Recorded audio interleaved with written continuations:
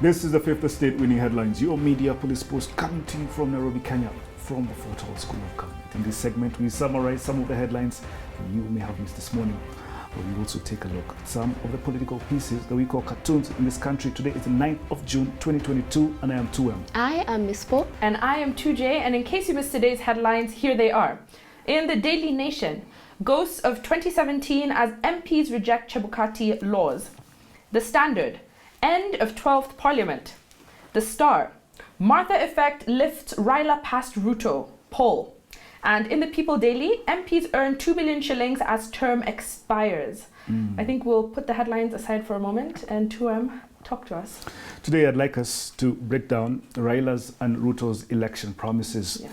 Ruto has told us that if we make him boss, he will give us 100 billion shillings to improve business. Raila has told us he will give us 6,000 shillings to the vulnerable and remove them from hardcore poverty. We will begin with Ruto. The central thesis of Ruto's bottom-up economics is a 100 billion shillings hustler fund. Ruto says that when he becomes president, he will give all hustlers 100 billion shillings to boost their business. Mama mbogas, boda bodas, mama fua, hawkers and all manner of small traders will suddenly become wealthy because of this hustler fund. So he says. Take note, Ruto has not told us how many people he targets to give 100 billion shillings.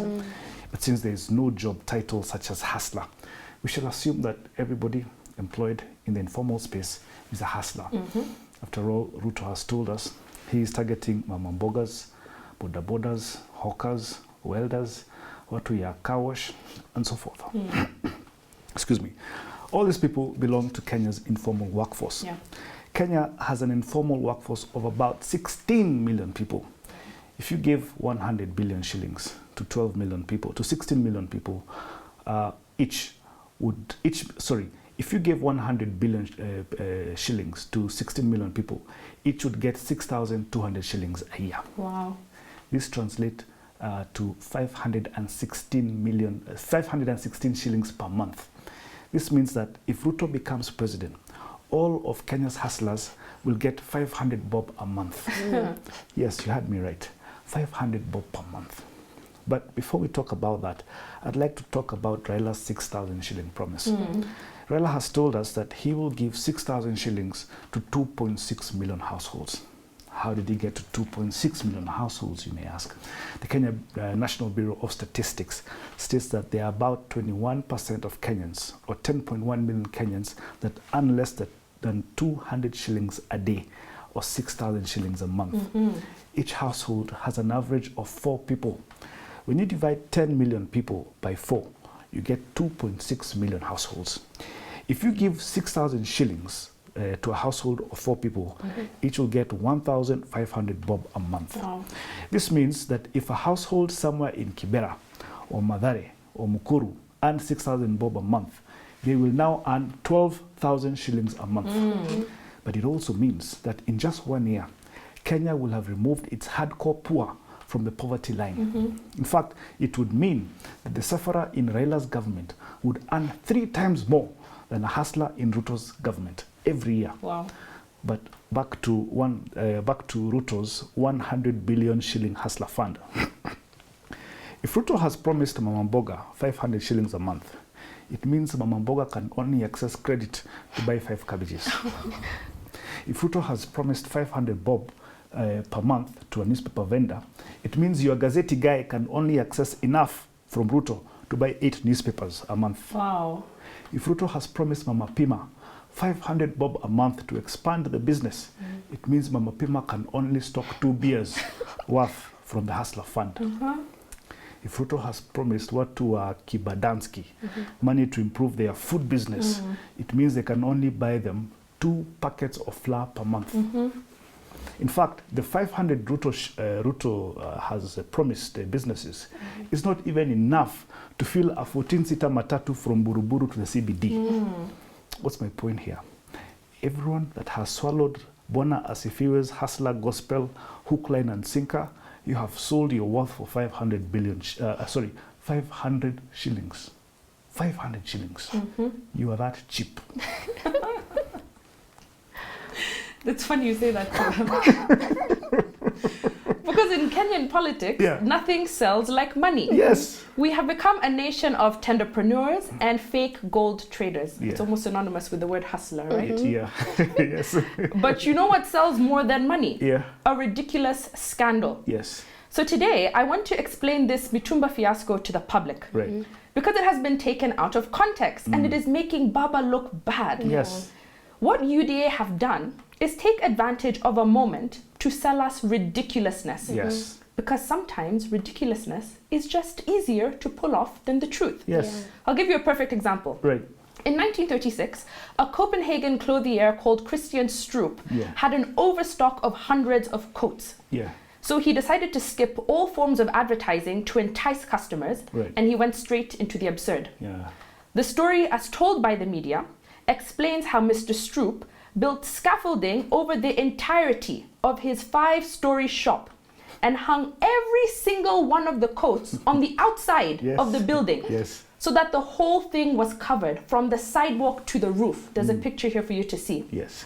Hundreds of coats just hanging in the air, loose for everyone to see. Now, this idea was so ridiculous and potentially dangerous that the police actually shut the whole thing down within a day. But not before every single coat had been sold. Now, did the quality of this man's inventory improve? Of course not. Did the quality of people's lives improve because they had bought a new coat? No. No. People just love a damn spectacle. Yes. But what those shoppers didn't know was how those coats had come to be in Mr. Stroop's custody. There was a reason why he needed to get rid of hundreds of coats so quickly. They had come into contact with moths who had laid thousands of eggs of larvae in his stock. And before they hatched and began to eat at the fabric, he needed them gone. Long story short, he used his ridiculous spectacle to fool the public. And fellow Kenyans, that is exactly what UDA gave you this week. A damn spectacle. Yes. Is Baba going to ban Mitumba the moment he becomes president? Of course not. But Azimio is proposing a way to transform Mitumba traders from earners of wages to owners of capital. Yes. Yes. Yes. Kenyans heard dead people and they stopped listening. And the real problem is that the masses are foolish. A story about how Baba is coming for your business sells better than the reality that Baba has a plan for country. A story about a madman who is selling coats from the floor to the ceiling is more enticing than asking, why is he so eager to sell? Oh, beautiful.